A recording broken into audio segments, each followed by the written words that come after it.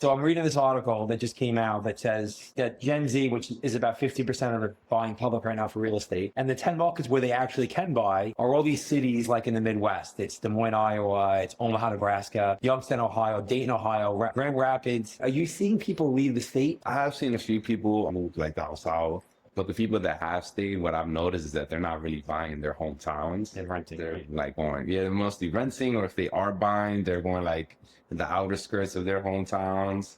So I think that for my generation, unfortunately, buying in your hometown is going to be very rough. Probably going to be, expensive, right? yeah, it's probably just like a dream that you could probably realize once you're older, more established in your career. I am seeing applications still of younger people, but it's not in the tri-state area. Like you said, it's in Indiana, South Carolina, North Carolina. They really can't afford this market. Yeah. But the point I'm trying to get to is I don't think it's a matter of generation, Mark. I think it's a matter of living someplace you actually can afford to buy or not. The ones that I do see that are buying houses are the ones that are already married, have families, but it's not like the young adult that just wants to buy the property. Yeah, they're like, Come on. it has to be like they already have a family, so they feel like they need to have a home for their family. I think until interest rates come down, I'm sure you're seeing this become like almost a lot. Some of it's unaffordable, but you have to really probably sacrifice more if you're willing, if you want to buy now. If you're totally honest with you, I don't know if you agree with this, but like, I think being single is a better time to buy in a lot of cases. You don't have the second income. You also have less responsibility. Yeah. But I feel like even though it's not only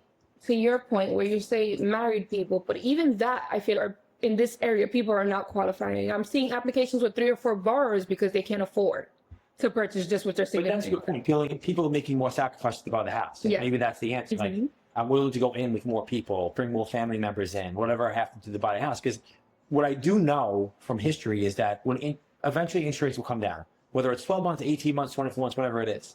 When that happens, anybody that buys now, the price of your house is going to be 15 to 20% higher when rates come down. So if you can do it, I don't care how many people you have to join us to do it. This is the time. It's still the time to do it. I agree. Or find an area that you feel like it's up and coming that you may like and you don't have to make those type of Yeah, sacrifices. for sure. Yeah. Also, like moving in the outskirts of like upstate New York because it's cheaper for them to live. They started off in Long Island or even in like the cities in New York and they weren't able to afford it. Yeah, and I think you're going to see more cities develop, and that's what I'm seeing in other places.